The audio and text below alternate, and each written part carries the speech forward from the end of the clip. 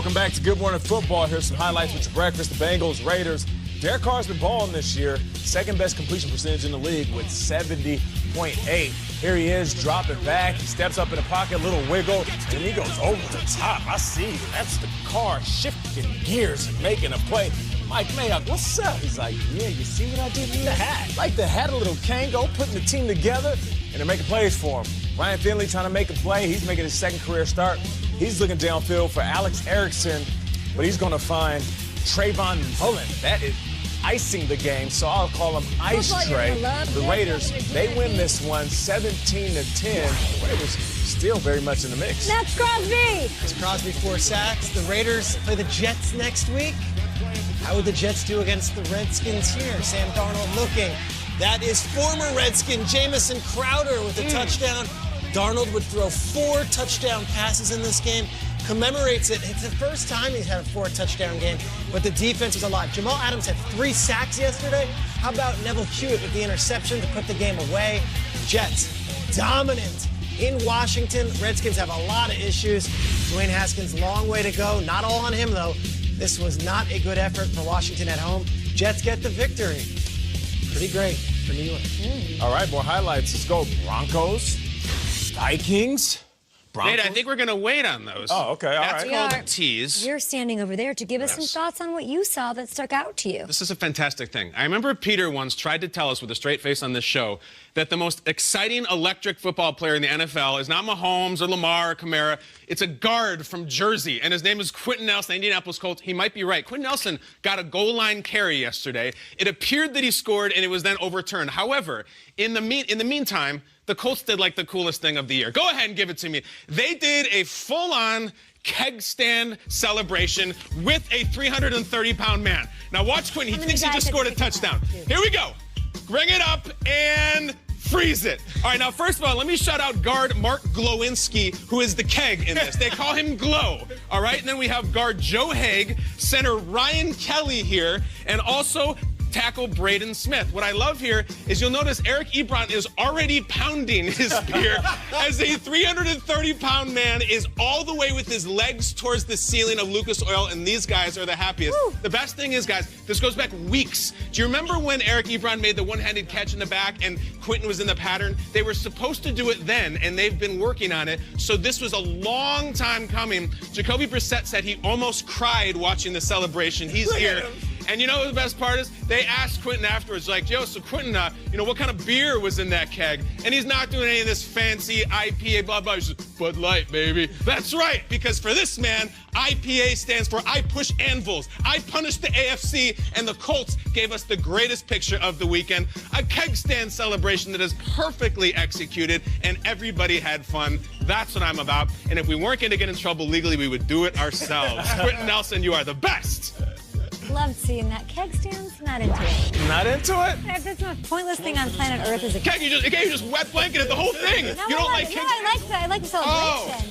Oh, you just love it yourself. In real life, a keg stand, not into it. All right. I'm a big keg stand. Love the celebration. Yes. All right, second quarter, Broncos, they lead 10-0 after Andy Jonovich, he stuffs it in for the 1-yard TD.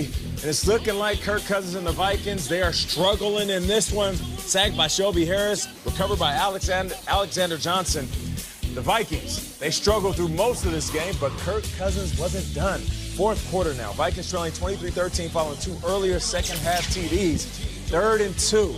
I want you to pay attention to the running game because it's a little bit of a play action, which means everybody gets their eyes in the backfield.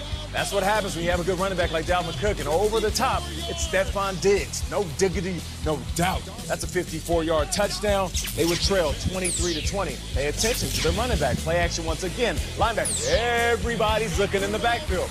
Who's paying attention to Kyle Rudolph? He was on the show on Friday. Exactly. If you come on the show, you'll find your flow. Kyle Rudolph, he gets in for the 32-yard TD. The Vikings, they take their first lead of the game late in the game. All right, under 1 minute to go in the fourth quarter, same score. Broncos keeping their drive alive. 4th and 1. And my guy Brandon Allen says, I got this. Don't worry about it. I'm going to make a play for my team. And he does. Broncos first down. He's unhappy. What's that lady? I don't know. Here we go. 2 seconds left. He's looking for his wide receiver, Noah Fant. And Noah was more focused on pushing off and catching the rock. And And the Vikings, I would say they escaped with this one, but you know what? They earned it. Late in the game, made the plays they needed to make. Kirk Cousins had himself a day. They win this one, 27-23. Over 100 yards in the score on this one, Stephon Diggs, well, he balled out. So you know what happens. Prime, called him.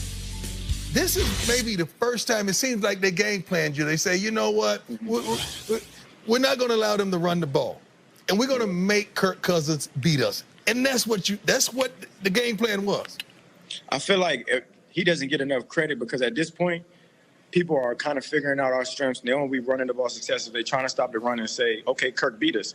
And he's been playing really well, and people are not giving him enough love. But when things aren't going well, you know, they're quick to get on him. But when he's playing well, you know, I love to give him a pat on the back. Love to, you know, give him that encouragement because quarterback is a hard position to play, you know, regardless. And you know, I'm going to give him all the credit. He makes some hell of a throws today that people still just kind of ignore. But, you know, I see it.